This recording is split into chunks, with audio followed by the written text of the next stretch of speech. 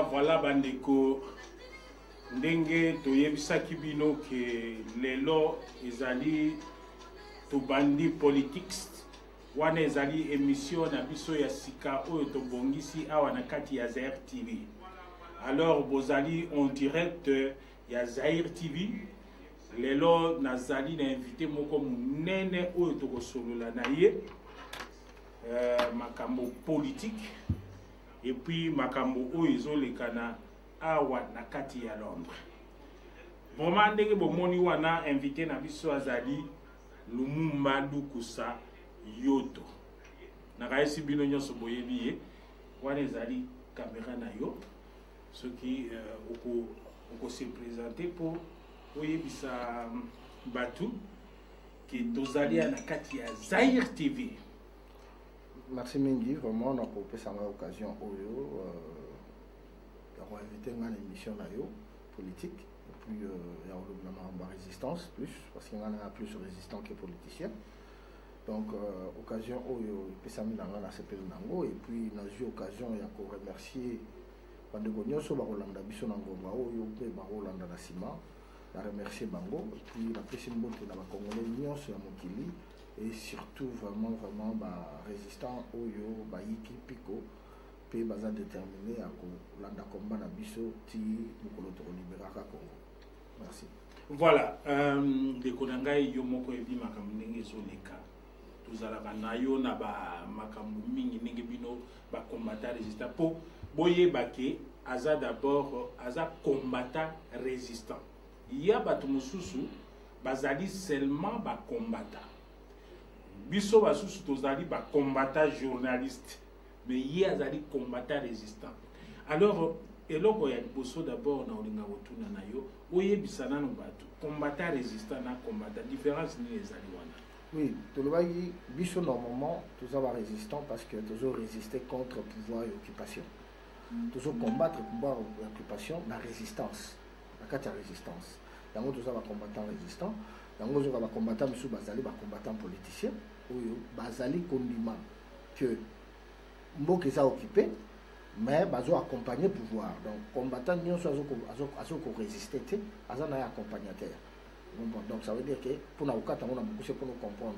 Exemple, Oyo, ceux qui le balobi l'élection en 2016, à lundi, balobi en 2017, à lundi, ils en 2018, à lundi, balobi prémature, à lundi, donc wana bazali accompagnateur, donc combattant accompagnateur Oyo. Mais c'est vrai, la ningi on a comme en place moko. Est-ce que combattant vraiment à combattant politicien?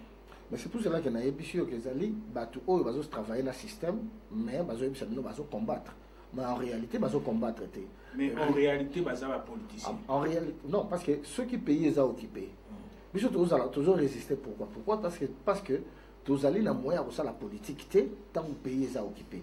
Tant tous en moyen pour ça la politique te tant pays les a occupés. Toujours résister dans bateau ba boto biso pouvoir politique ya mboka na biso. Batu wana ba cause la bana mboka te baza ba paya. C'est pour cela que tous allez toujours résister contre batu oyo ba ko boto la pouvoir politique ya ba congolais. C'est-à-dire bino bozo ça la quelque sorte ya justice pour na ko défendre peuple. Non, biso toujours défendre nation, nation, toujours va défendre ma belé. Pour ça risque biso allez risquer ma belé. Ceux qui les l'autre perdre ma belé, donc même peuple a coexisté. Donc défense la biso ça dans tout d'abord à ma belé. C'est ça. Voilà.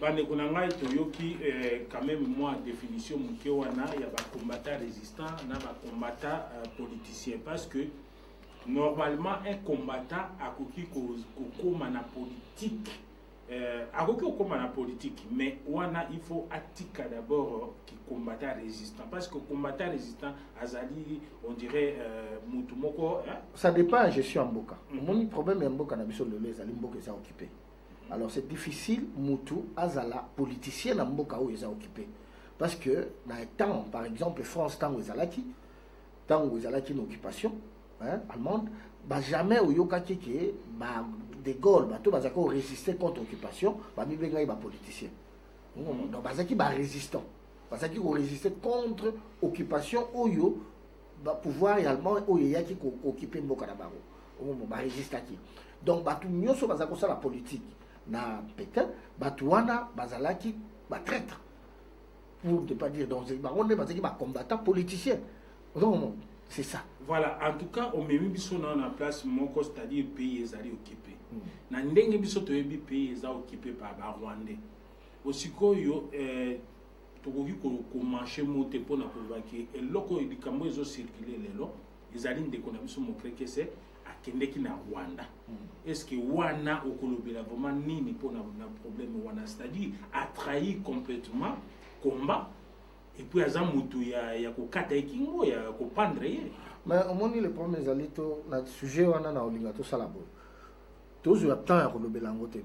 Alerte, personnellement, de bêta qui n'a niveau de résistance, au niveau de CRC, les alerte, il y a visé Batou pour bailler Bakete. Ça n'a aucune importance, il y a tourner autour. Il y a les Cambo, ou bien Bande, qui na Rwanda. Ce sont des traîtres, trahis. Alors, c'est inutile. Les autres populations mobimba, congolais mobimba, diaspora mobimba, a yebi position na bango par rapport à déplacement na bango na Rwanda. Parce que du Rwanda ne sortira rien de bon. Mutu nyonso yebi. Même moi na mokelelo. Asoki même mbwa ya Rwanda, mbwa uti Rwanda mutu nyonso face à la président na Rwanda. Mbwa seulement. Soka uti Rwanda mutu nyonso face à la président. Alors toko tourner autour de loko to yebite. To yebi déjà. Alors wana ekozala mais ezali ko tourner tout autour te mais toza comme risque nini ekoki kozala wana hein, nakati ke un combattant résistant otoyebi abimi akei kosolola na nini na bato ba envahi mboka na biso. Est-ce que ekoki kozala na impact ni ekoki kozala eloko nini nakati? Oui, impact ezali, donc ça c'est la sens à représenter impact ezali que biso tout oyebi mode opératoire ya bato wana. Tout d'abord ce sont des rancuniers. Au moment. Alors biso tout oyebi problème na moi ezali que comment pour pénétrer bateau union sur bateau résister contre bango et ceux qui basu voient la pénétration même entre bango côté rwandais rwandais baza ba rancunier rwandais tous les rwandais ce sont des rancuniers. OK. Ce sont des gens qui vivent avec la rancune. Donc pour na bango rancune les ala katanzoto na bango. Alors bango tout oyebi mode opératoire na bango lelo bazali bateau ata ce qui sur ata ça de fin de fait à kozongela kayo. Et ça, des fois, ils ont même utilisé après, ceux qui ont yebi mingi, ou bien comme danger pour la bango, parce qu'il y a maman balo, baby malumalo yebi mingi, baby qui a combattu danger, alors, bon, on a finir. Donc ça veut dire que batu oyo lelo, Rwanda a bengi, oyo lobi ba bengaki, ba combattant, oyo Rwanda bengi lelo, ba comme il risque pour la diaspora mobile. Et ça risque mon aimé, parce que bon problème na bango ezali ke ba ko utiliser bango lelo ba identifier ba nani ba koki baza ba barrière à la diaspora. Oyebi ke combat oyo toujours mené na niveau à Kinshasa, il y a des résistants, c'est vrai. Mais résistance mon côté à diaspora, ils ont gêné le cola, ils ont gêné pouvoir le na Kinshasa. Ils ont gêné gros, ils ont gêné na Rwanda. Et lelo ceux qui basu une partie une portion ou bien le mosapiment ko ya kati ya résistance ou bien kaka linzaka ya pamba ou ko permettre bango ba pénétrer hein dans le boko ba ko utiliser yango. Donc ça veut dire que yango to betaki alerte, ce n'est pas quelque chose qu'il faut to ya kato to le belaka parce que eza minime c'est un bateau ba comme prudent na bateau ba comprendre. Mais parce que ce qui tokoki kolobela ngote parce que olobi likamoko anaki komi risque na kati ya biso ba congolais tozali awa ezali kaka na kati ya bino ba combattant résistant c'est la ba congolais c'est pas oui olobi ya parce qu'il y a parce que les problèmes ezali les problèmes il faut comprendre que il y a ba résistant oyo bomona na ba oyo ba opéraka na ombre baza ba résistant basala ka pe travail baza ma misusu bazali wana ba kopesa ba information par exemple l'information ebimaki par exemple ti au coma et pas y a de konabiso Fabien pour Fabien bimisa yango. Donc ça veut dire qu'il y a des résistants qui ont travaillé là-dessus. Oh binomo monité binomo moni mutu abimisi. Donc ça veut dire batouana tout baza na risque. Même la population, même batu misusu kutu baza ba innocent, baza na risque parce que bakolo bano tout passer par mutu oyo parier to salabo et bino bakos ko enchaîner groupe mobiba ya batu parce que batouana baza ba spécialiste à poison. Voilà, baza spécialiste et à poison parce que au moni na évité ce qui vraiment aux alliés na moi likanisi ou bien na moi analyse na tout ce qui se passe na monde sikoyo pour na komona ke likambo wana esalemi ezali gravité munene na kati ya nini nga nazwela ki yango analyse moko boye nayebi te soko peut permettre nga na bana ko expliquer moi eloko moko nazwela ki yango analyse mpona omona ke omoni guerre oyo ezoleka na Syrie omoni ke bas nini Russie akoti na Syrie na Iran akoti na Syrie sikoyo Israël bakomi on dirait na danger moko boye danger sikoyo yo yebi yango très bien que ba arme nyonso ezosalema sophistiqué ezosalema na monde pour le moment ba matière wana ezouta na Congo. Bon alors na moment oyo epesami idée que Israël il faut atteindre ba réfugiés et asatini na ebité ce qui asatini mais Uganda a déjà confirmé que à cause de ba réfugiés na nini Rwanda.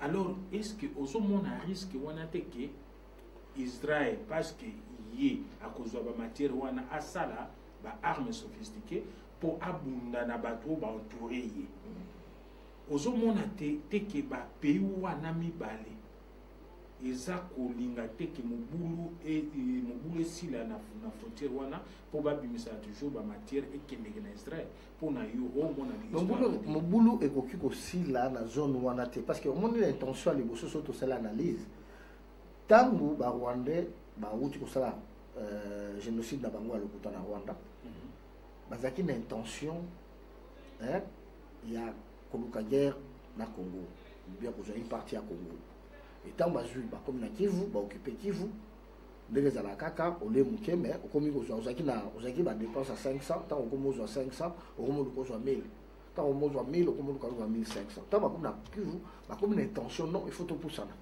et lelo intention na bango c'est contrôler toute la République démocratique du Congo et c'est ce qu'ils sont en train de faire intention na bango eza yango wana mais pour l'intention na bango wana ekende liboso donc ça veut dire qu'il faut maintenir guerre moko à basse intensité donc guerre moko besoin na bato bazobeta na basacité mais ba mort baza tous les jours bato bazokufa tous les jours bato bazo disséminer ba population dans ba village bazo ko infiltrer yango to parler yango peut-être tant to loba peut-être makambo juste on sait ngana ti makambo ya élection neni ni bazo kokotsa ba population na bango dans ba village afin que ba ko contrôler République démocratique du Congo et pour d'abord ko bima na lidusu wana et vous allez likambo ya moins de 40 ans et vous allez likambo moins de 40 ans c'est tout un plan qu'ils sont en train de faire parce que le temps c'est toujours se distraire dans makambo belé toujours se distraire élection T et depuis 2016 Bacharoube Wawana, il est en train de faire travail moko ya sap. Oyo balobaka babaka travail moko esthétique sans trace. Donc sans trace. Donc ezali travail eza guerre wana écoute aussi là jamais ce qui objectif na bango atteindre nano atteindre ngote. Et lelo ils sont prêts. Ce monde makambo lekaki na décembre, janvier, février. Bah dit ça. Ces gens sont prêts maintenant. Ils sont prêts, il y a quoi affronter Bisso parce que les lots banga na contrôle, il y a tout sur le Congo. Bana contrôle à tout. Bono monaki na mois de février ou na mois de janvier. Après marché au mois de janvier, non marché dans mois de février ou janvier, bon comment bah mercenaires bah opéré sur place à Kinshasa après avoir marché ça s'est calmé bah ton tennis civil vous avez vu bah ton mandat pour les bah donc ça veut dire qu'ils sont prêts ils se sont arrangés pendant tant que toujours le 2006 tout la muka bah tu vas dire non qui n'a élection à ça jeune tout ça bah toi on se préparer pas pour n'avoir qui n'a élection un jour bah qui a le pouvoir mais bah on se préparer jour congolais à cause de conscience et les autres comme ont conscience 17 ans après pourtant ce qui se passe. Donc, est-ce que, bon, c'est-à-dire, élection, on a ezali kaka, et là, on connaît fake pour démontrer que la démocratie est les camés, et là, on va ça le matin. Élection, élection, on va préparer la fin de l'année. Mon frère, pour préparer l'élection, vous en avez texté.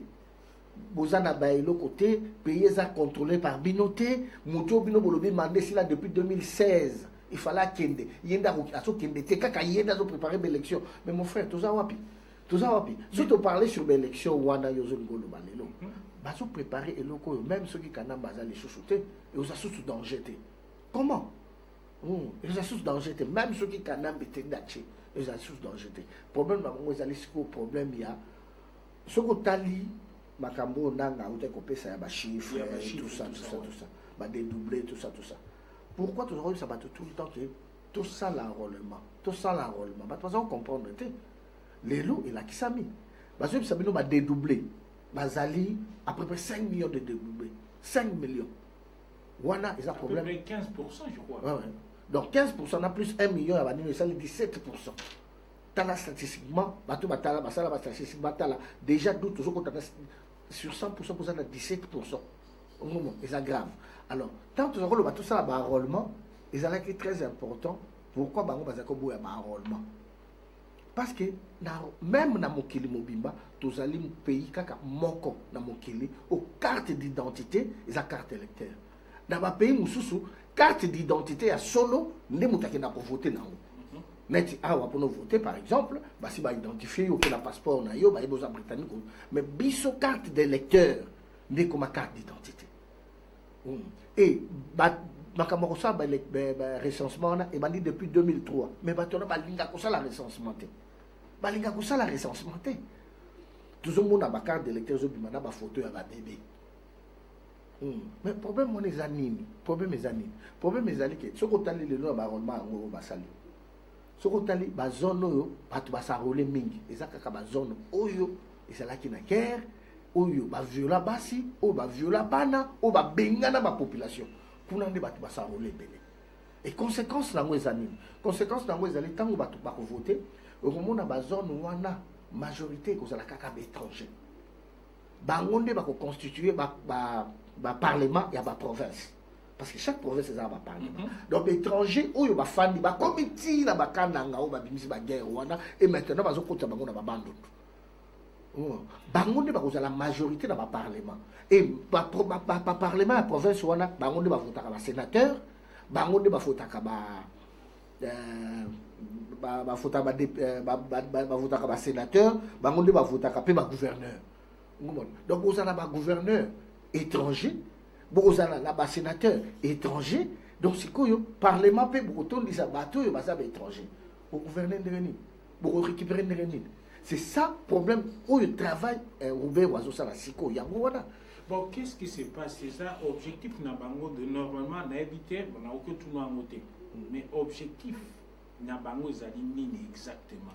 Pour ceux qui basent côté peuplé congolais, et puis bazo remplacer bango na batou, ça peut arriver un jour que batou na tang boko mawana va défendre mabele wana pour et comme on dirait mabele na bango.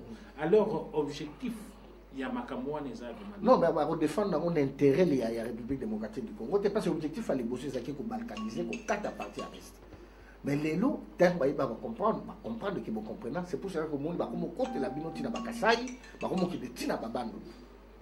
Parce que tout le monde a montré que même Bangombe, a outi nango, place à outi to yebite, tout le monde a babimi na bando. Est-ce que c'est vrai que bakoki koya makolo na Bangombe? Peu importe, baya makolo pourquoi député wana lubaki alobi balongwi ituri po tango ye azalaki kuna amonaki déjà balobi que Bangombe ezokende Kinshasa. Gravité za wana te, gravité za nini? Ceux qui balongwi ituri ba yebanu. Kolongwa kuna tina dila mutu atuni bango question azate ni mutu olongwe tozui awa tozana Angleterre batu moko balongwe Manchester bazo ya makolo na Bangombe batu wana baza identifié te l'état tende atuni bango bazo ya mais ba yebise ki bino baye baza ba commerçant depuis quand on moni marché Bangombe na Bandundu depuis ba koma quand est-ce que moni bazo teka Bangombe na Bandundu nan moni nan bomoni amote mais to komuka ba disparition ya batu zo salema. Donc, les choses qu'on fait dans Bandundu. Objectif dans Bango Lelo est d'aller contrôler la République démocratique du Congo, les minerais à Congo, où il y a des voitures électriques, ils ont avec coltan. Et coltan, ils ont la mise au Congo. Et Lelo Rwanda n'a pas fournir Yango. Et pour fournir Yango bien, ce qu'on a un contrôle total de la République démocratique du Congo, nous avons un élo va le battre. Objectif Yango, Yango, nous avons distraire Bisso. On a bengaki autour combattant différence entre combattants résistants et combattants politiciens donc ba distraire bino na ba combattant politicien ya komema bino na élection oyo ba yebiki et kokene nulle part et peuple a se retrouver voilà ce que tali c'est-à-dire que ndenga na lingina conclu on dirait que mo kreke c'est alingi kokene kuna po bati aye peut-être poste moko boya za la chef rebelle quelque part comme Lumbaya waza qui a M23 tout ça il faut ba luka congolais moko boye bati aye na mutu ya likambo me makambo zo likanase c'est pas ça en réalité c'est au béton ba vraiment que ce ne pèse pas ni dans la résistance ni place à qui ça c'est la réalité des choses il ne pèse pas parce que bateau baleki kuna baleki même yé na poids vraiment baleki yé basala bango loko mon côté. C'est quelqu'un qu'on va utiliser dans ma camouflage. Ou yo bango ba yebi. Ou bango ba yebi. Parce que bazan na rôle. Oui, ba ko utiliser muto yo aza peut-être aza au monde ngé yo lu bien ki aza ko pesete. Ozo mona tozo exemple na muto ya aza ko atelemi na mboka na biso. Hein? Au moni azo teka ba société na prix mon compte très bas. Ok, batu tango te ka société wana ba ozwa pourcentage plus de 200% il y a bénéfice. Vous comprenez? Bon, bateau quoi va montrer que c'est bazar bateau que bazo pour na bango pour ba utiliser bango na façon on a que yo de tout ya kai que ba yebi yo na Angleterre aux combattants. Si que aux ala chef wa ba rebelle awa, mais les restes ils ont les kawana.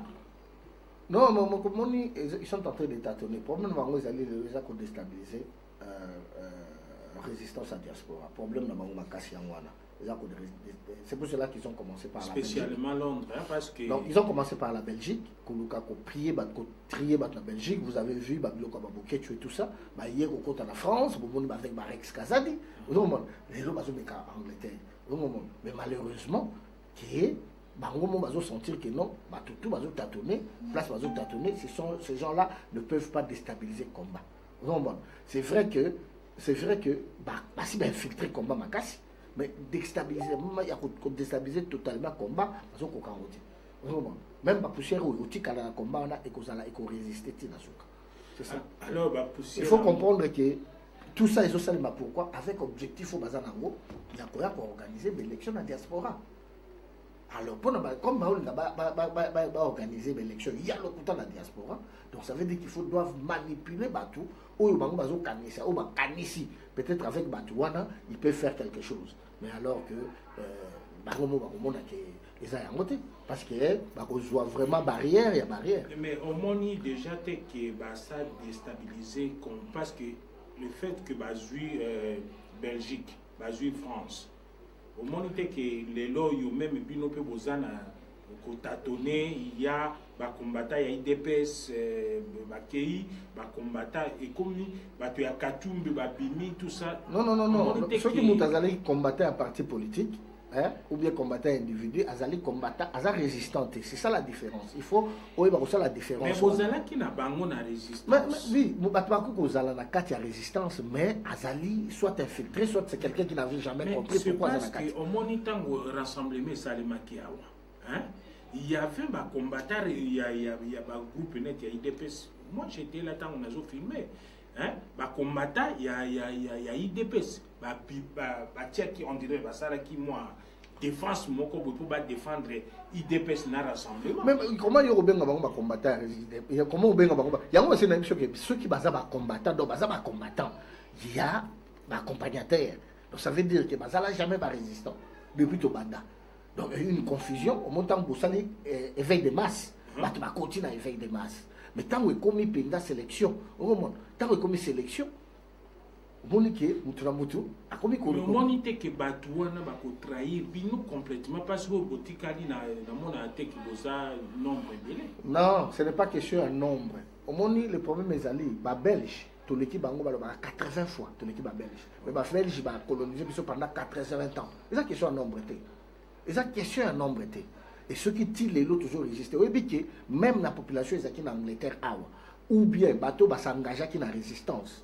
Pour les lots, tout va comprendre le combat toujours mené.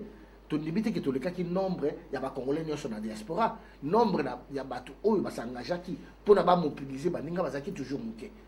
Mais conscience, il y a nombre, la consistance de bango, des mémis batutu, il y a les lots dans là pour comprendre qu'il faut résister contre les criminels agresseurs au pays.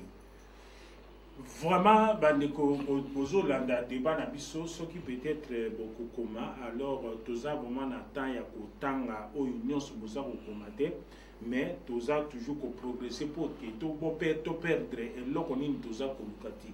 Alors na mona na zala kité na voyage ki.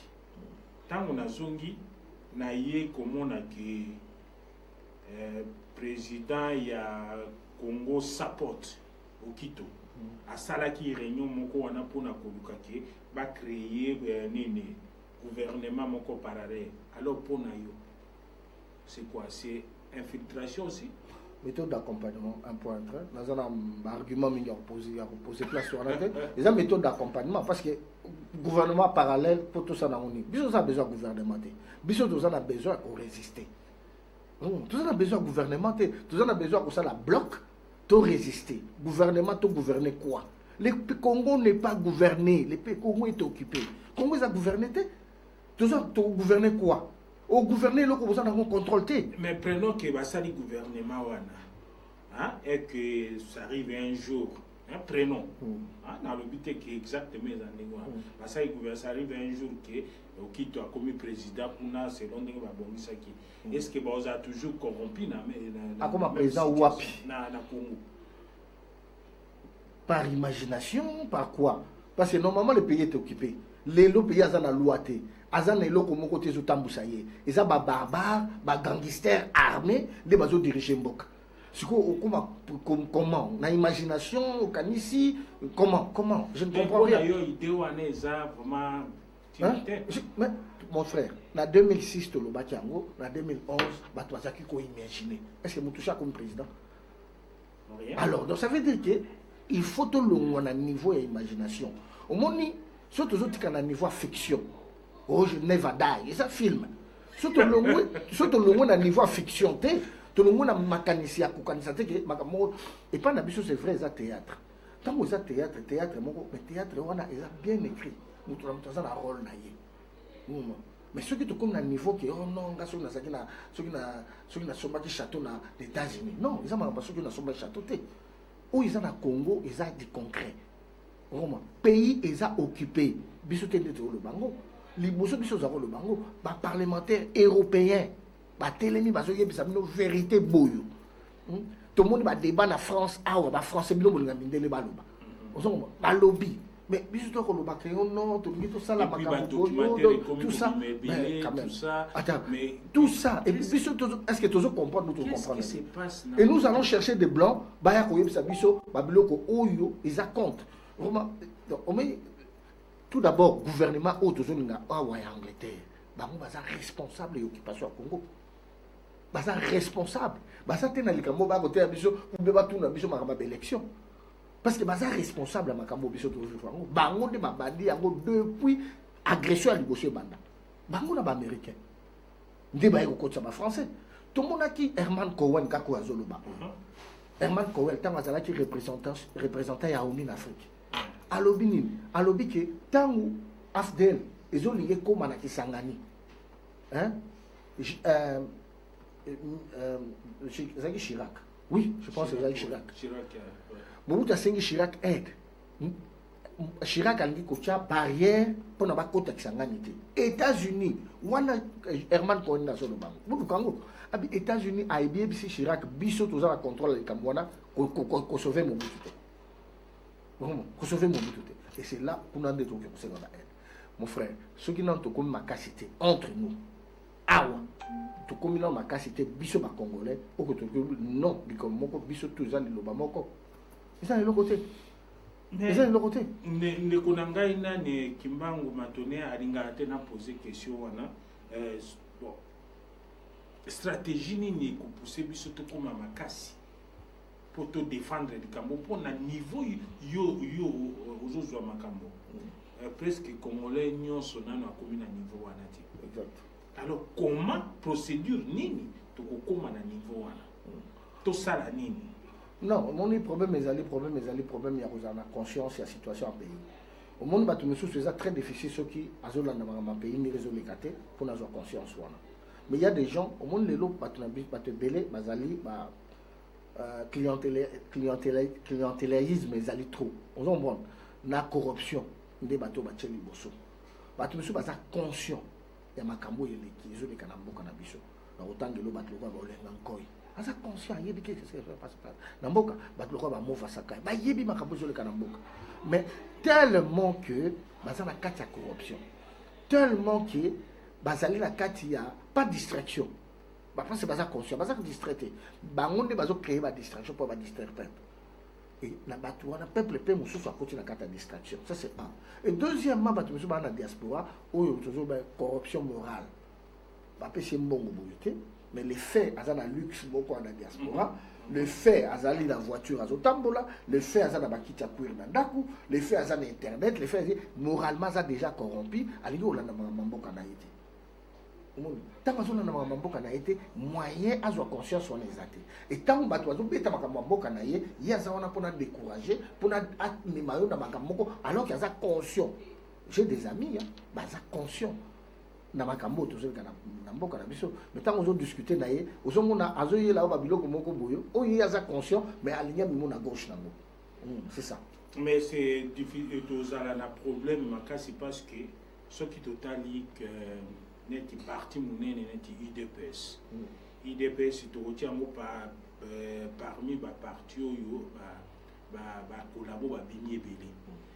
Alors parti wana déjà basalaki nini congrès interne extraordinaire o basalaki dernièrement bayi ko voter nani Félix Tshisekedi baza ko préparer pour une élection état que congolais est-ce que nao union so Félix Tshisekedi a salaka est-ce que ayebi risque ya nini te ya élection?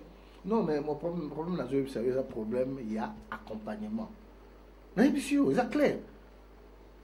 Le 28 octobre 2011, Papa Tshisekedi a outi la tournée naïe autopexaki ko na élection té. A commis na aéroport ya Njili. Babi a rokitate. Tango akiti na kanda zalaki na yango. Na kanda zalaki na yango. Ça, journaliste moko amundela azo poser question. Abina tamboli République démocratique du Congo mobimba. Bazo bisanga zongisa ye na Rwanda. Gouverneur bazo pekisanga wana d'ailleurs chef na yaza Rwandais. Félix ayokaki. Je pense ayokaki te. Peut-être ayoka lelo ndenga na zolo. Papa Tshisekedi alobi na tamboli République démocratique du Congo mobimba. Population zo senganga na zongisa ye na Rwanda. Gouverneur ou yazolo banako kota na stade te wana d'ailleurs chef na ye aza Rwandais Kimbuta oui Kimbuta ouais abi d'ailleurs chef na ye aza Rwandais on s'en 3 ans 4 ans après IDPS a qu'on négocier na Venus na Ibiza na Monaco na Rwandais c'est problème à conscience. Tout est masse. Problème à conscience. Problème yango na biso que complot ya Congo, même ba fils ya Congo, baza na kati pona ko boma Congo. Lelo bato bazo bima, bazo telema avec courage devant tout le monde ko sabi non, ceux qui ba sakani to ko déballer pour tout la vérité. Est-ce que tout ça conscient? C'est ça na leki na télévision pona lo ba ke ngai na lo ba ke to tika ko lo ba makamwa nationalité ya Kanambe parce que ça risque. Est-ce que tout ça conscient ya koyoka makambo bat baolo ma eloko ils ont plongé pays na biso na niveau ezali mais mutazu courage abimi na télévision pe alobi yango eleki. Mais comment est-ce que comment tokoki ko to lo ba biso ba komone tout ça vraiment banani et pourquoi ça omoni un ami ghanéen yaki awa alobi bango batu ya Chati baza na batu moko mikuse mais batu wana ko saka bango te balingi ko sa mais pourquoi pas na biso il y a les Baluba il y a banani ba Congo tout ça pourquoi eloko wana ikoki ko sa le maté pour tout bloquer c'était parce que au moins makambo nyonso to solo là ce qui na lobi que to ko tezali ka pona ko animer émission mais base ya problème ou tout ça na kati ya Congo ezali makambo yo zoloba. Est-ce que comment tu peux débloquer la situation? Tu peux débloquer la situation surtout de conscience et tu vas éliminer où il y a biso. Moi, je suis le professeur Tchakoudia. Je pense que Mambalobaki et ça va comme monsieur Samoutuya. Quand on a toujours conscience, il y a ko éliminer. Où il y a biso baso gêné, mon frère, bateau va former ba béret rouge au baso bomana Congo. On va massacrer la population pendant la jour, pendant la nuit, la jour. Ce sont des Congolais. Bateau, tout va jour et nuit. Hollandais, intervention, il y a le président de Ringbanda. Tant va expliquer des organisations à tricherie à Seigneur Zali. On va salango, bazaba Congolais. Bazaba Congolais. Et tant on a entendu conscience, il y a s'occuper na bao ya biso parce que bango bazo s'occuper na biso tant tu conscience té tout ça la kaka na position wana et ça va venir avec le temps mais ces problèmes les alliés que chacun doit faire sa part et moi je fais ma part Voilà, eza kopesa biso somo d'abord na likambo ya Congo. Toyebi te tokobandela wapi pe tokosukela wapi. Mais espoir na biso ezali ke po na ndenge bazobenga bino ba résistant combattant boza ba voyou, boza batu bomelaka ba diamba, boza boza kolala na sima ya basi yango peut-être teke boza ko découvrir biloko wana bon. Elo nga nalingi kotuna d'abord siko Angleterre eloko nini tokoki kosala mpo na Angleterre pour le fait premier jour na monaki liste ya ba société oyo eza koyiba na Angleterre. Alors est-ce que ba appel oyo bazobenga na ba parlement tout ça écoutez bisoni eloko te parce que bacompagnie wana yo moko omoni liste ya bacompagnie ozoyiba na Angleterre alors que parlement wana eza na force ya koloba un mot mpona contre basociété wana. Alors parlement oyo bozokende koloba ezoloba eloko moko te. Mais nange naloba eloko moko par rapport à likambo toloba tout à l'heure o voyou o bamela badiamba o bazomela bazolala nsima basi o tout ça tout ce qu'ils disent là vous comprenez. Et puis olobi bazobenga bino voyou. Mais parce que obi bino ba résistant congolais. C'est ça le problème. Problème est liboso ezali que bino bozonga comme ba résistant. Ceux qui sont résistants, n'ont jamais courage, il y a n'importe quoi. Moi, je préfère, vous comprenez, Nazana Moutou Oyo, Aza délinquant, mais Aza conscient de la situation au pays, qui n'a Moutou Oyo, Aza Kanisa, qui Aza logique, mais Aza inconscient, prêt à cause de la corrompue. Naza prêt à cause de la Moutou Naza prêt à battre Oyo, Aza conscient de la situation au pays, mais Aza délinquant. Mais batu oyo bazo kosa bino baza logique mais baza ba accompagnateur rien. C'est ça la différence. C'est ça la différence. Pour batu oyo bazo biso bongo baza prêt bazo luka bakota na manchoir. Bazo luka ba contacter bango. C'est pour cela que bazo na ba argument moko ezote les maté et toutes ces personnes là au rose bango pour fancy bango niveau même niveau mayele ba poussa na bango te. Baza pe belé. Baza pe obaleki. Mais Bamisou Bazali peut bailler beaucoup. Fana Bazali alors que dans la politique et contact mingi na nombre. Ah biso tout ça politique. Biso tout ça la résistance. C'est ça la seule différence. La résistance wana soutien ezalité. Justement alors soutien ezalité. Soutien ni tout ça n'a besoin. Soutien ni tout ça n'a besoin. Soutien financier, non, tout ça n'a besoin. Wana ba kosa rabino, tout ça n'a besoin soutien financier. Parce que mutu moko ayeko ebisanga kaka abi beaucoup gagner likambo wana na finance na ceux qui boza makasi na finance de beaucoup ya ko renverser. Mon frère, finance est allé important mais il y a un des priorités. Bako kuna biso ba bunta ki ba belge, bazaki na mbongo le ka ba belge. C'est ça batouana bazwa na ba discours à l'okota. Bazwa na nous conscience tous à la ensemble. Il y a le ko liboso ya ngwana. Et le ko ya liboso ata tous na ba millions. Mais ceux qui tous en ensemble dans discours mon côté, tu ne nulle part. Mais pour réunir Batunion soit comme ensemble, non, toujours le Batunion sur tout est toujours le bas, quasi majorité. Il y a Batu. Pour réunir Batunion sur tout est ça difficile. Mais ceux qui battent Oyo, ceux bateaux bateau, ceux qui battent Tozali 500 personnes. Mais Bao Bazo Bunda, Bazali 200 ou bien Bazali 100. Mais Batouana Baza dispersé, il y a un problème. Mais ceux Batouana Bazali 100 ou Bazo Bunda, Bazali conscient, il y a des forces. Par rapport à bateau basé belé, mais bazo comprendre tout. Parce que Yozaki président à CRC. Alors le lot Yosa président à CRC. Et comment on dirait CRC Kabwanape? Non, CRC. C'est que les temps où ils sont toujours Lukake, tous à la Sima CRC alors que CRC Kabwani. C'est que tous à tout. Non, le problème est que nous devons comprendre. CRC, IPR, Apareco, Ezali ba groupe. Ils allaient par groupe.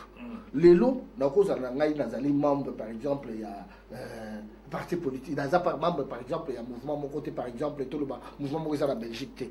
Mais surtout, tous allons la idéologie, tous allons la conscience, on va se mettre ensemble, tous se mettre ensemble dans le discours que le pays est occupé. Et non, si ma groupe, ma groupe est à Capona, tous se renforcer financièrement dans la organisation. C'est tout. Mais si quoi, ce qui tous assis ma groupe, parce que au moment où tous a d'abord séparé, na le bawa neti groupe ya coco les ngado les crocodiles les ali groupe ya banane les ali tout ça mais et il faut que tous à la place moko tous zoaka ba enseignement place moko pour permettre que tant auto que ne sala di cambo to défendre di cambo tous na idéologie moko mais ce qui est commis au moni mbongo pe ndeko nanga ngana na yebisa bato awa na lobi ke mukolo ba mutako ya na 1 million boye abwaki likolo na mesa na moni mingi ba otika koloba makambo ya Congo peut-être même ezala biso ba journaliste peut-être mingi pe obi na bandi olobi bien na bandi mingi pe peut-être ba otika te peut-être bien mingi ba otika te donc ça veut dire que donc hypothèse na yo très bien mais problème na tout na moko na bi nga pour nous poser la question bien mais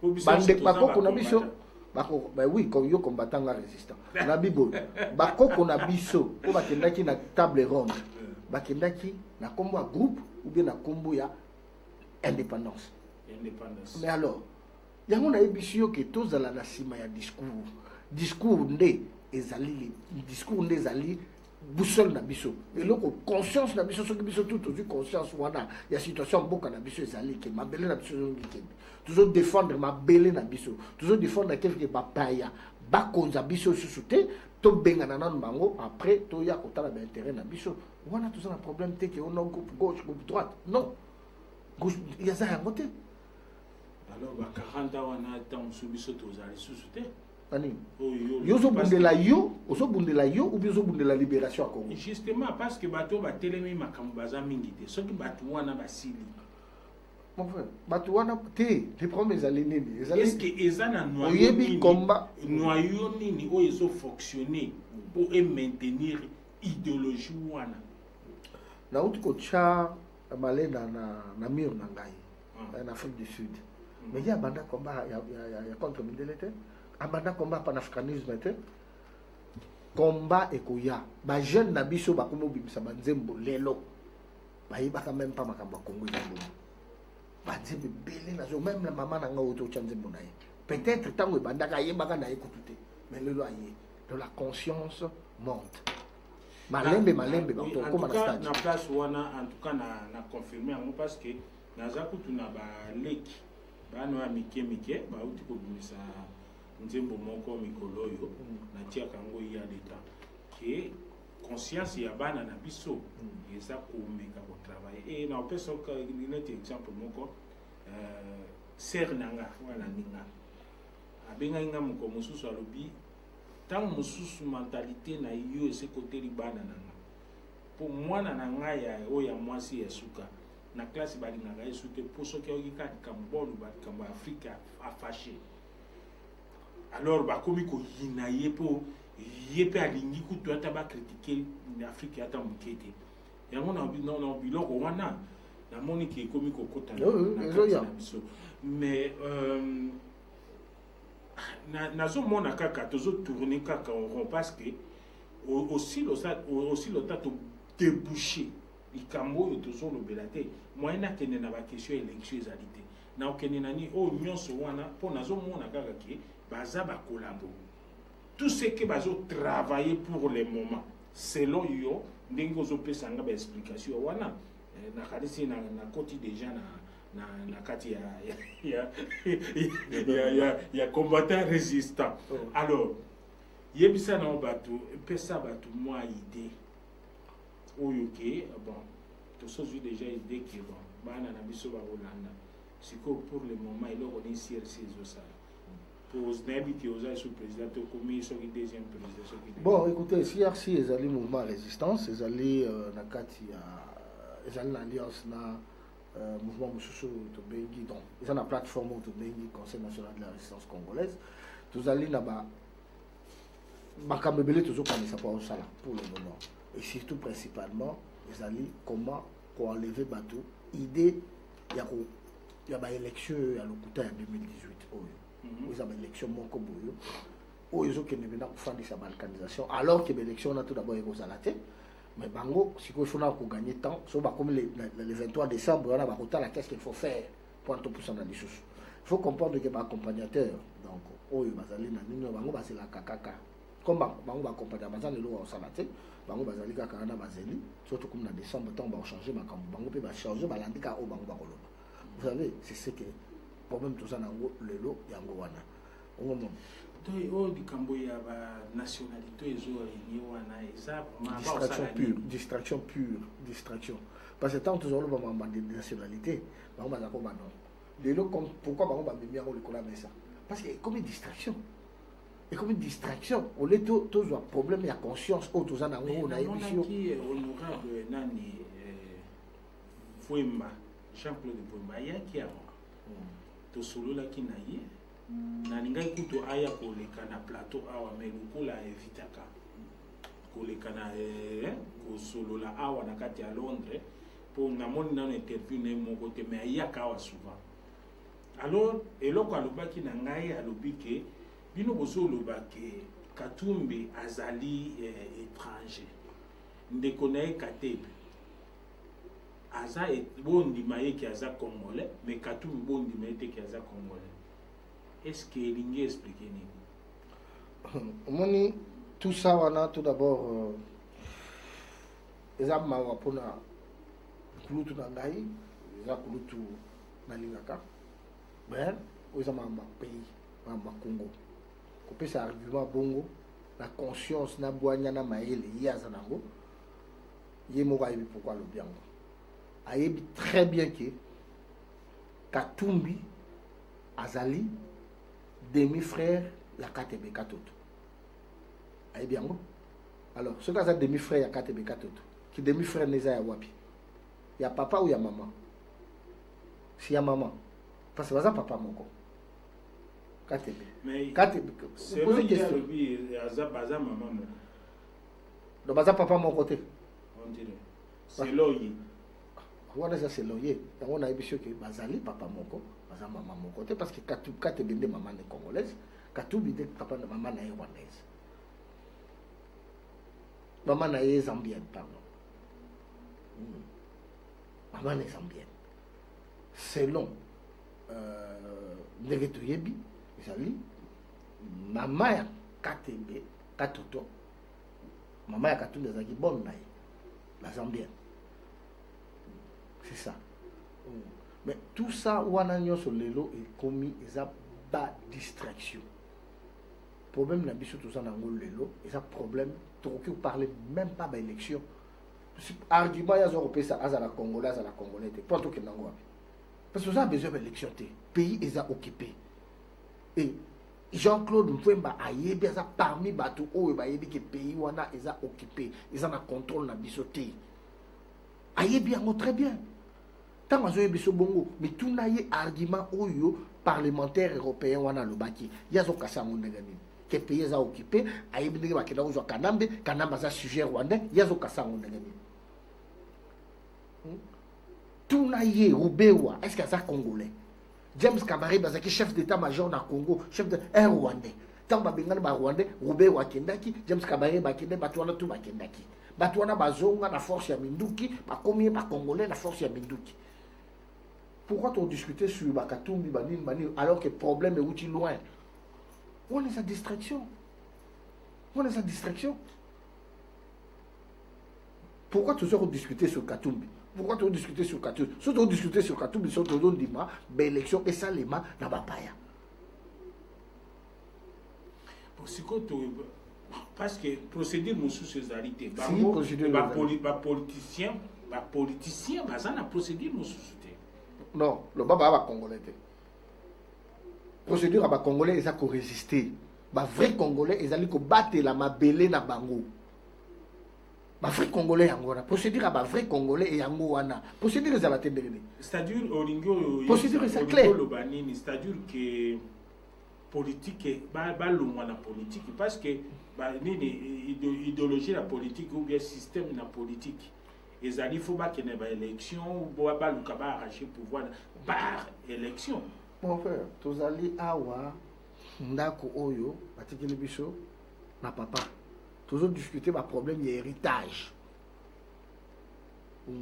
Sikoyo mwana moko soit au papa bokolaki ou bien autaka yaka musala yepa bani ko discuter na biso makambo héritage.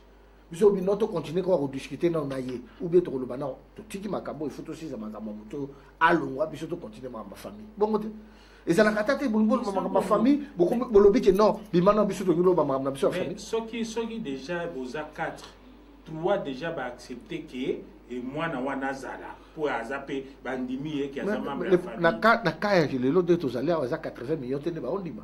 Yo mo monaki ezali batu kutu bazondima lelo ke kanamba zala na pouvoir baza muke ko le kabiso mais baza na voix te.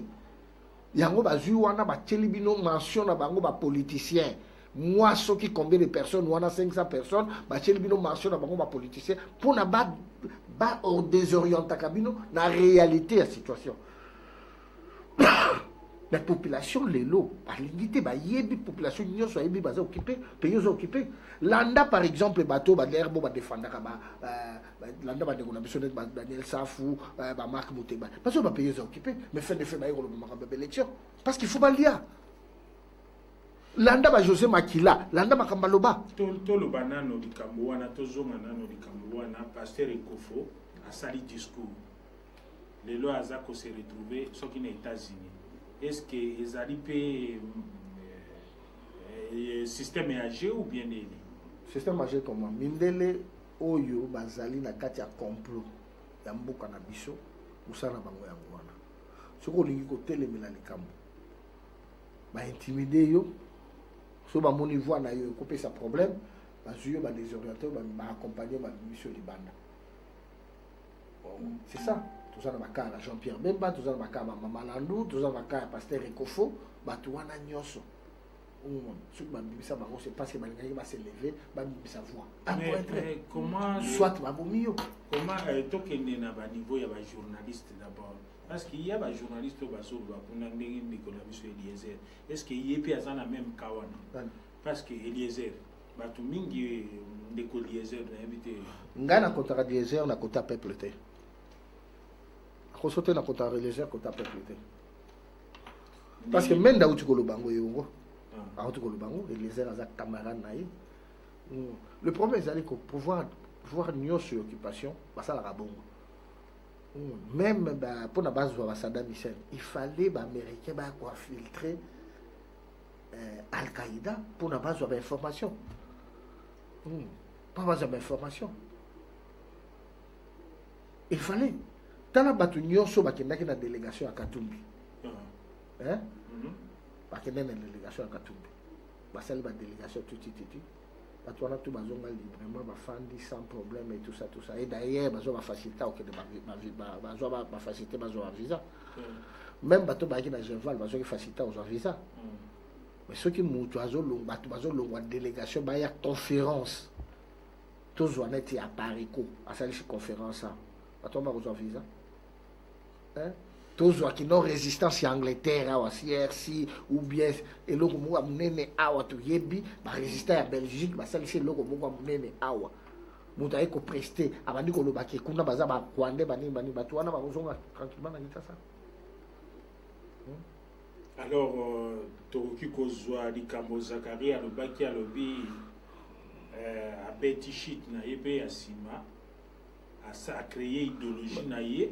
Yango wana po Zakari alobaki na Eliezer que voilà yo zala nini journaliste opposition wa ozwa pe avia oke poto zongi ayebi système c'est bon ngana yebi c'est ayebi système hier ayebi saki bino ke élection Zakari en 2018 alobango na 2015 Zakari et tout ça ayebi système azana kati na 2015 aloba yango et pas Ndeko Flavien azo poser question Ndeko Flavien azo poser question les Michel Tokundola. Alors, l'élection en 2018. Alors, il y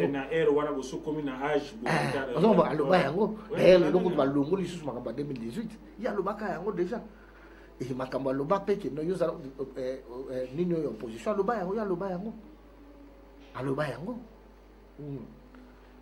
balobi parce que ye aza intouchable azali mwana kolo lupango yango bazotouche te heureusement que ye azaka ye moko mwana kolo lupango bakotouche te. Voilà, nakanisi bandeko bolandi biso muke nayebi te tokomi presque na suka to na biso esekoki déjà nayebi te liloba nini okoki kosadresse mpona kopesa quelque bato oyo balingi kosadere na idéologie wana lelo oyo bacombattant résistant. ndeko ngai eloko nakoloba kaka lelo ezali que mboka na biso lelo, je pense que tout le monde a conscient que mboka eza occupé kobanda na coin ntina coin bayebi na bango mboka eza occupé et lelo bato baza en face na biso bato bazobundisa biso bazose cache lisusu te mpona kolakisa biso ke baza baétranger. D'ailleurs omonaki ntango cardinal Mosengo a lancé ma marche, tout le monde m'a foutu bimi ma réunion entre batuti bafoto ebima bafoto ebima il y avait que réunion moko entre batuti et lelo ils a très clairement que Batouana jamais au grand jamais par la voie pacifique baotika pouvoir jamais parce après à massacrer nombre de sa population oyo kotelema devant bango afin que ba garder position bazanango.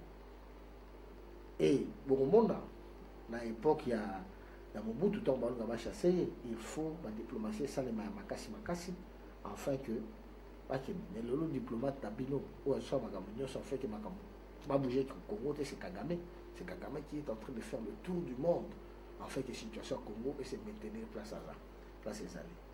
Alors surtout eu conscience c'était de libérer le Congo mais vous avez ce temps est belé parce que en 2003 tant tout ça en 2006 tant tout ça en 2007 bah tu vas aller le là un peu distrait mais les lots temps nous sommes qui wana c'est bongami ba s'armer ba organiser ba moyen de défense na bango nyonso ba sali enfin que congolais akoka ko s'armer te mais arme tika na biso za conscience. C'est vrai que ba kotisi nzala na Congo, c'est vrai que ba kotisi passe na Congo en fait que ata mutu alingi loba atu misu bazo loba soit pour na Katumbi soit pour na nini oyo bomoni bino moko Katumbi ta ba bengani na kata sala na nino akina système où ba pouvoir et tout ça corrompre apesi au tricot tout ça système na bango et si ko lelo ba te belé o bazo se défendre ils ça ba défendre parce que corruption zali parce que ça pesa bango mo parce que en Afrique du Sud na yokaki qui après ça ba journaliste bon mais après ce qui bon même ba tang ba bengani na sala mona ki ba jeune wa ba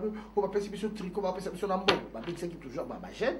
C'est pour cela qu'on a ça en Europe parce qu'il y a pas qui difficile et loko moko na lingina parce que ce comme na suka mena et na bosana ki loko moko pona loba sikoyo makambo ni pasteur Kofu ba bimisi mais pourquoi pe bazo bimisa Mosengo te pourquoi ba makambo na nyonso stopper kaka pourquoi biloko le problème est allé que l'église catholique même bateau je mon à côté de Mosengo hein baza corrompu c'est pour ça que Mosengo a tourné normalement mais ça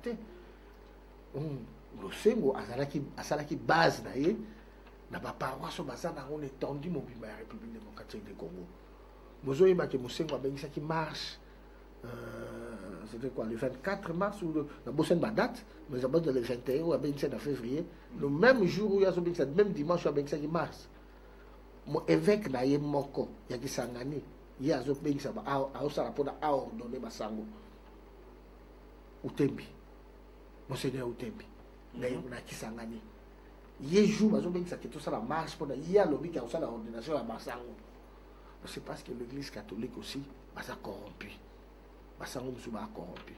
C'est pour ça que tu as compté ma paroisse. Corruption et outiti à partir. Mais mon frère, mon taliboso a accepté que Aza corrompu ouvertement dans le sabbat de semaine. Aza Sango. Aza Sango. Monseigneur Djomo, il a travaillé pour Kanambe. Ou Azala qui est président de Senko Liboso, Moutete Lawana. Il est à Salaka pour Kanambe. Tant na igno so Salaki on est pour Kanambe. À Salaka pour Kanambe. Église catholique peut être corrompue. Yango Mosengo a ressurté.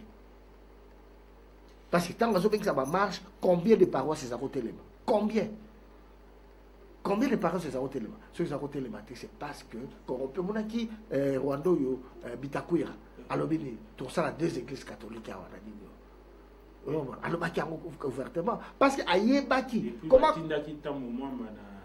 abi nga naza catholique tosala des églises papa ayebaka déjà tokóma na awa na des cardinaux alobaki yango.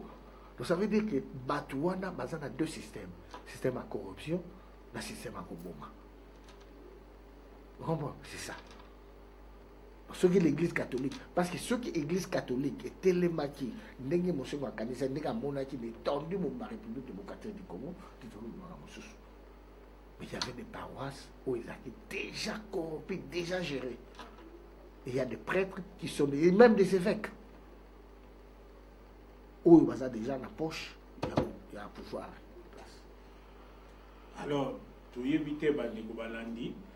Tu yebite place ni tozo kende est-ce que au monité que congolais azana singa na kingo etikali kabalongola ekitu ezana se pour ekatana siko résistance parce que le fait que bozoba que mutu nyonso aza corrompu ezana na tinelo te boki okota. Oui, mais ndenge na baka ki sipe po batu belé baso ba bino bozoba ka batu nyonso baza corrompu. Mon frère, le problème c'est que toujours le bayango te pour le plaisir à roloba. Au moment toujours mona o ezali na pêche ka exemple lelo so ba tout baza conscient so ba sango misusu na babandu monde bona sango na bandu ba bisi azonga bina azonga te vous me vous manga mais ceux qui sont ça na babandu par exemple mais pourquoi ba sango misusu ba télémakité au moment ba église misusu ba sambola kité na kata Kinshasa so ba idéologie moko so ba ngotu ba lingaki vraiment peuple là-bas parce que bato va souffrir les peuple là-bas même les lelo ba sango wana pour nous comment la valeur il faut ça dans mon église à l'époque un séminariste ça qui la valeur à un responsable d'église mais pour les séminaristes pour pécher valeur mais c'est pas aujourd'hui les locaux Congo ça Congo corruption est-ce que ça n'a tinel mon côté autour de la situation tinel a libéré sa conscience. Et conscience, il faut derrière un discours, au bichot tout ça. Parce que c'est le fait que ça fait au moins à peu près combien 15 ans ce qui non, ça fait plus de 15 ans. Plus de 15 ans, discours wana ils ont continué dans la deuxième année à Zéline, Papa Mbanda, moi été, kuna bakomi pe kokabwana, batu bazeli ba combattant, moi été. Il y a toujours avancé, c'est parce que Mazozé là. Le problème c'est que biso tout photo kota dans mouvement. Ba kokota ndenge nini mouvement ngo hein ezali na place où te bazo pesa neti enseignement ya mouvement ngo. Non, mais auto ça là exemple enseignement mobile auto ça là. Bien sûr. Enseignement oui, enseignement zanango. Le problème c'est que Tibalaya wa mais baloba oh bino ba résistant pour ça les nini. Mais non, ça qui travaille à Bissotou, il y a tout à la conscience. Ah, de Yogazoya, bah une information. Oh, Kagame a ya sali 4 jours, mais bien nous sali nini pour na boyer, pour plus information on a enfin que nous ça la part d'ailleurs. Gars peut-être n'a encore fouillé mes informations, mais aux journalistes, peut-être nous fouiller chaque jour. Nga peut-être na kota la news Nikolo mais yo vous la news chaque jour oui ah na osala ndenge nini patona mazoya na passer information pas nani comme ça information et motiver nani c'est ça le travail qu'on devrait faire bisotou ah wa bazolinga ba ya siko ya ko sa soki ba rolma na ko basaki na ba septembre ah tango to benga ba tout tele ba tout sala yango mais ba tout non ba ko basako biso ba to sala beauté ngande kuna ngaza na kati yende ba tie à gérer ce qui nini c'est ça. Le problème de ce moment, monsieur. Mais parce que nous sommes dans la diaspora, nous avons presque nyonso batondia wa bafana kana Congo te. Mais oui, et beaucoup de gens ici que bango kaka de bazama de kokuna. Problème de conscience yango na vie ça. Bango kaka de bazana bande kokuna. Yoza na bande côté, tango zolo ba makambo za bande côté. Adam moko aza kuna te. Mais alors il y a un problème, il y a conscience. Le problème, il y a c'est pour cela qu'il y a des fois, au monde on a se révolté contre papa Naye. Parce qu'à mon là, papa qui nous a m'abêté. A se révolté contre maman Naye. A se révolté contre Mandeko Naye. C'est ça. Il y a un problème, il y a conscience. Mais ce que vous allez toujours qu'il y a un sentiment. au place que comme de konangana za candidat ngai pena vomina landaye umuma talande bazo sala Koko Kizenga na âge na yeba me maya basimbisa yikuna ba machine batutu wana est-ce que conscience ezate est-ce que ba nouvelle mo que bimi que Koko Kizenga kofi est-ce que c'est vrai batu wana baza ba spécialiste ya distraction ils savent que comment balima manipuler parce que ceux qui Kizenga kofi ezate que biso to bana kotuna na awa pendant 2 jours les infos à éviter. Voilà, bandeko Bolanda qui biso vraiment pendant 1 heure et tout ça dit malgré tout les ici 1 heure na biso mais boyebika ka biso na ZR TV ndenge to ça les laka o ezali to bandi politics émission na bino o Bolanda tout le temps alors to komi presque na suka mais boyebi o nyonso bozo luka ba télévision ba nini sur box boye bozo biso côté que la bino et tous autres appelés sur Smart TV na smartphone ce que lingi 2000 chaînes na kati ya smartphone na yo toza nango ndenge ezali awa donc ngai naza déjà nango na kati awa alors semaine prochaine na kanisi tokozwa lisusu mutu moko na politics pour no bandose la bino chaque semaine il faut nazo la bino moko na kati ya bandeko na biso ba combattant ou bien ba politicien pour to meka un jour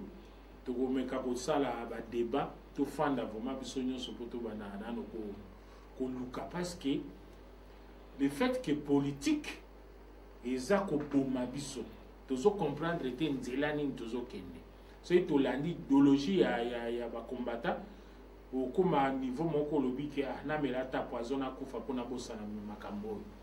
Non, il faut que ce courage au bout de la boko le maintenant comme na oki makamba solo boyo ole na kufa donc boyo ko yotika na pasi faut mieux na continuer combat oyo tout libérer Congo ensemble. Voilà ndenge boyoki ndeko na biso Lumumba Lioto bino nyonso boyebi na kanisi to komi na suka na ebite soki okopesa mbote na bandeko oyo yebi oyo ba combattant parce que na ndimite ke oza bandeko na ba IDPS ba parti politique. Non, nga bandeko na ngeza ba congolais et surtout ba conscience, bango na saluer en général, bango na saluer et que tout continuer na combat tous ensemble plutôt avancer afin que tout le monde a libération. Il y a des alliés détermination photos à la namo et je pense que il y a des congolais nyonso a aussi conscience. Mais na bateau non bazan arrêter ou bazo emboîter à poids, ba emboîter ma pas na bango, je pense qu'il faut pas se réveiller parce que moi on va soutenir les aggraves parce que les commandes des aggraves et tout banda on bango depuis et que les lob éléments nyonso ben ingrédients nyonso zali wana enfin que nous avons argumenté à que oui ça biso non biso tous en pacifique tout le monde libérer beaucoup na pacifiquement non ils ont raté donc ça veut dire que wana ils ont un accompagnateur ou d'après. Merci.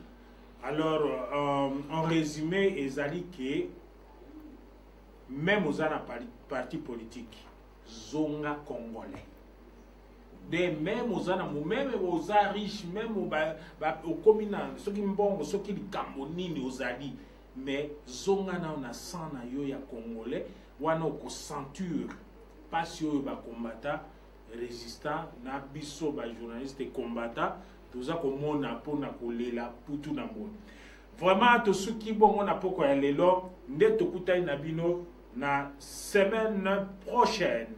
Alors bye bye na bisika bozali.